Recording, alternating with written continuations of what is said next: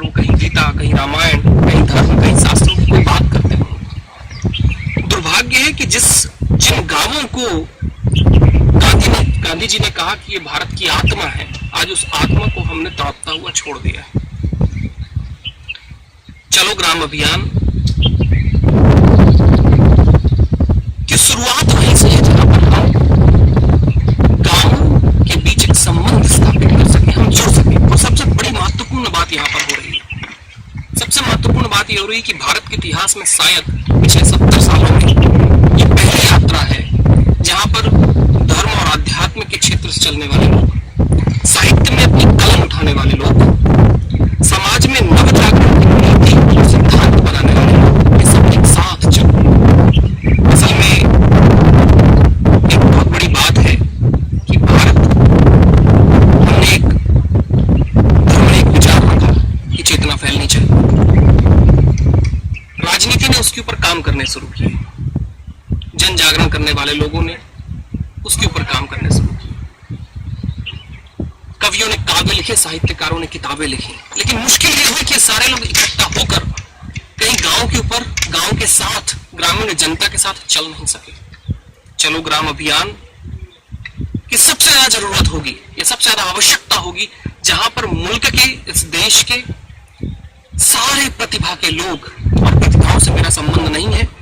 कि कोई बड़े जाने पहचाने वाले लोग, मेरा संबंध है प्रतिभाओं से कि उन सारी विद्याओं के लोग जिन्होंने भारत को आज तक सहारा दिया है, वो एक साथ गांव की यात्रा कर सके, गांव के अंदर एक नई वैचारिक चेतना। चलो अभियान या चलो ग्राम अभियान की यात्रा का सबसे विशेष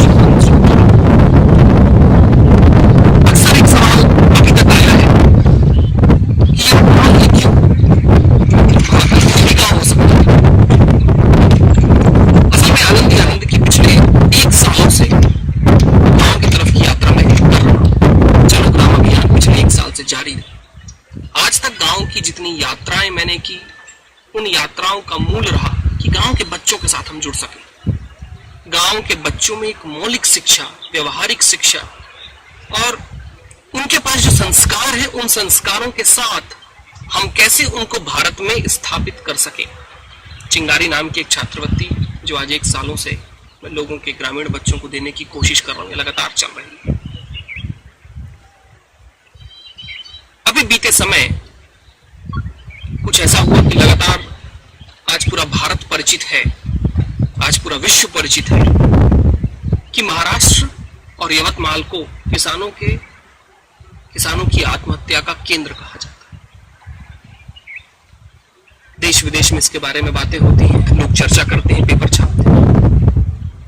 हमारी इस यात्रा का एक बहुत बड़ा अंश ये भी है कि आज उन छूटे हुए परिवारों से, जिनके परिवारों के किसानों ने अपनी आत्महत्या कर ली,